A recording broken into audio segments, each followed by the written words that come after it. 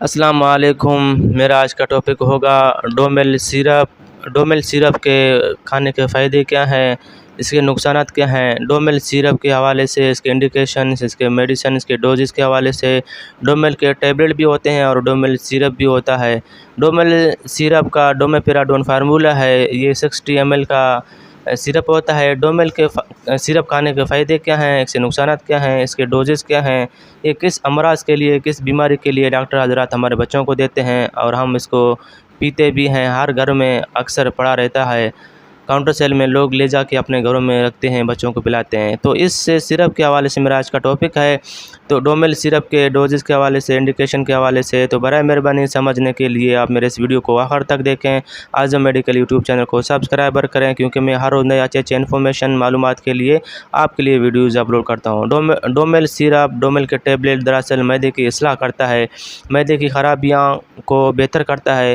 بچے بڑے کی معدے میں جو الٹیاں ہوتے ہیں، دست موشن ہوتے ہیں، اس کو روکتا ہے۔ معدے کی خرابیوں کو خوراک کھانے کی وجہ سے، بد ہضمی کی وجہ سے، اس بد ہضمی کی جو فوڈ پوائزنس والے خوراک ہوتے ہیں جس کی وجہ سے ہمارا معدہ خراب ہوتا ہے، اس کی اصلاح کرتا ہے۔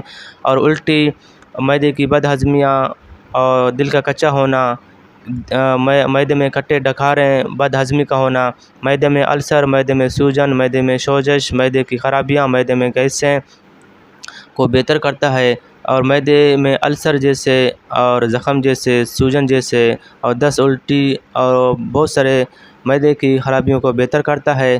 مزید معلومات کے لیے آپ مجھے کمنٹس کریں، میں کمنٹس پہ آپ کو جواب دے دوں گا۔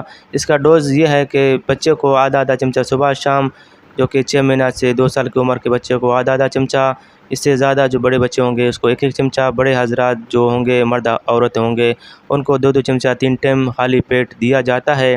تو مزید معلومات کے لیے آپ مجھے کمنٹس کریں، میں کمنٹ پہ جواب دے دوں گا۔ اگر آپ کو میرا ویڈیو اچھا لگے تو برائے مہربانی میرے اس ویڈیو کو اپنے دوستوں کو فیس بک میں، واٹس ایپ میں شیئر کریں۔ شیئر کرنے سے آپ کے دوستوں کو علم کی اضافی ہو جائے گی۔ شکریہ، اپنا خیال رکھیے گا۔ اللہ حافظ۔